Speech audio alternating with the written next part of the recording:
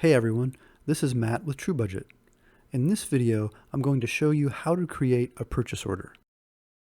On the purchase order log, the first thing you'll need to do is type in a PO number in the PO column. Next, select the cell with that PO number in it, and then click the Open PO button. As you can see, that opens the PO form. You'll see that the production company information is already filled in along with the job name and number.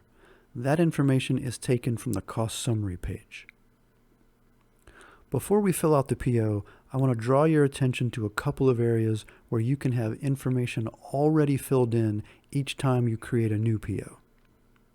The first is the requested by area here. And second, down at the bottom, this is where you'll put the contact information for whoever the vendor should reach out to with any questions. Now we'll go into the options menu to see how to add that information. It's here in the middle section of the General tab. You can put in the requested by name,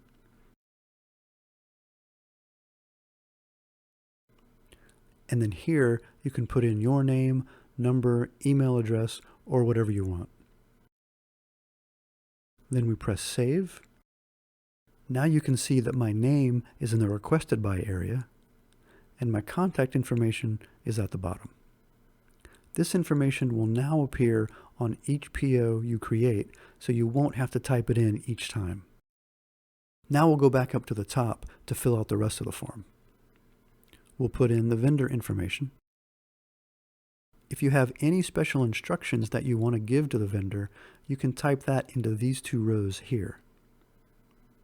For this next row, you don't have to fill in any of the information. I'll go ahead and put in the date, but I'll leave the rest blank.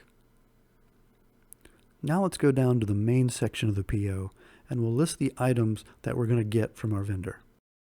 Let's say we're ordering some production supplies. We'll put in some chairs in this row.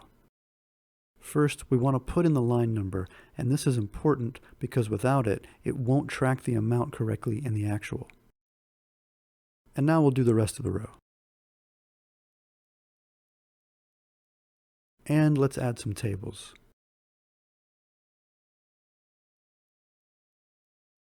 And lastly, some walkies.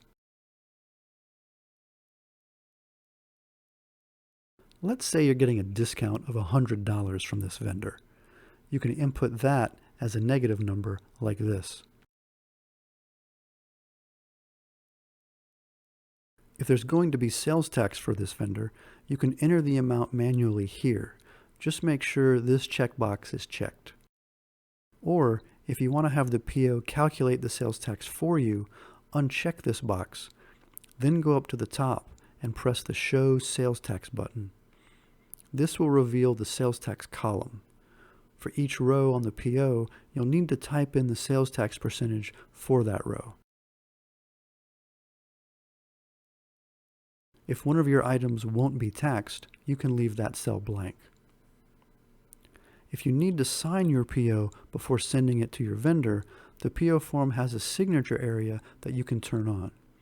To do so, check this box here. You can now import an image of your signature onto the form. Please note that it's best if the image has a transparent background. To start the import, click the Insert Signature Image button. And now select the image file. Now I'll resize it and move it into place.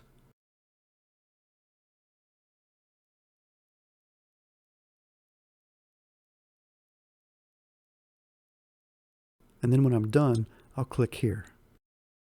If there are any additional comments that you'd like to add to the PO, you can type them here.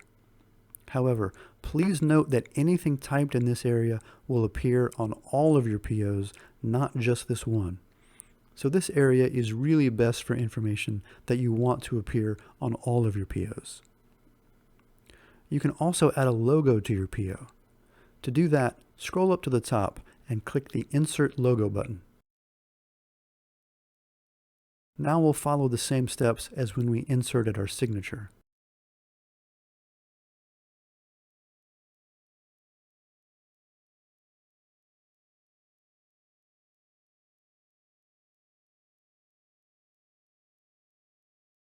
The one difference here is that if you'd like to add a little extra room for your logo, you can increase the height of the area where the logo goes.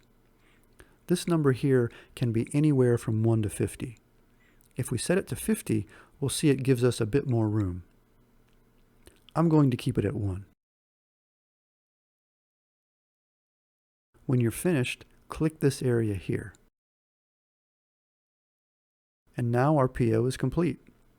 If you'd like to create a PDF to send to your vendor, you can click the PDF button.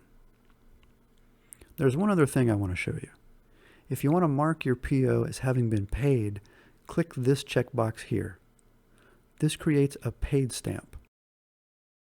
Directly underneath the word paid, you can input how it was paid.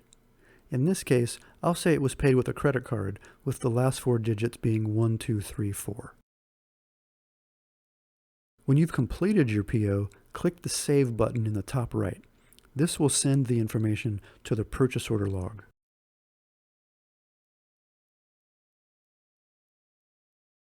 As you can see, the information from the PO now appears on the log. And that's how you create a purchase order in TrueBudget.